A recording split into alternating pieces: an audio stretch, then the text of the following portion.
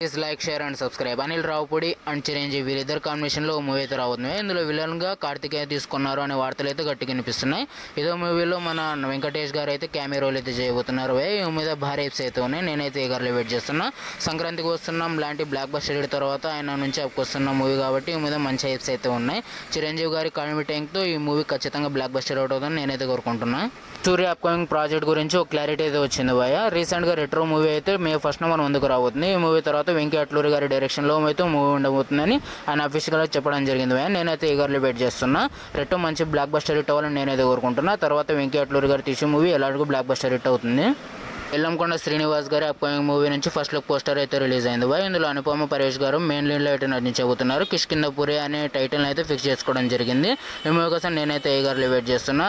వీళ్ళిద్దరి కాంబినేషన్లో రాక్షసుడు లాంటి మూవీ వచ్చి బ్లాక్ బస్టర్ హిట్ అయింది భయ. కిష్కిందపురి ఎలాంటి కాన్సెప్ట్తో రాబోతుందని నేనైతే ఈగర్లీ వెయిట్ చేస్తున్నా. ఫస్ట్ లుక్ పోస్టర్ని బట్టి నేనైతే ఈ మూవీ హారర్ జానర్లో వస్తుందని నేనైతే అనుకుంటున్నా. విష్ణు గారి సింగిల్ మూవీ నుంచి రేపు ట్రైలర్ అయితే రాబోతుంది సాయంత్రం 3:30 ఆయన బ్యాక్ టు బ్యాక్ మూవీస్తో మంచి ఫామ్లో ఉన్నాడు భయ్య. నేనైతే ఈగర్లీ వెయిట్ చేస్తున్నా. ఫన్నీ కాన్సెప్ట్ అయితే మూవీ ఉండదని నాకైతే అనిపిస్తుంది. ఎలాగో శ్రీ విష్ణు గారు వచ్చే మూవీ ప్రతి ఒక్కటి ఎంటర్టైన్ క్యారెక్టర్లో ఉంటుంది. చూడాలి ఈ మూవీ.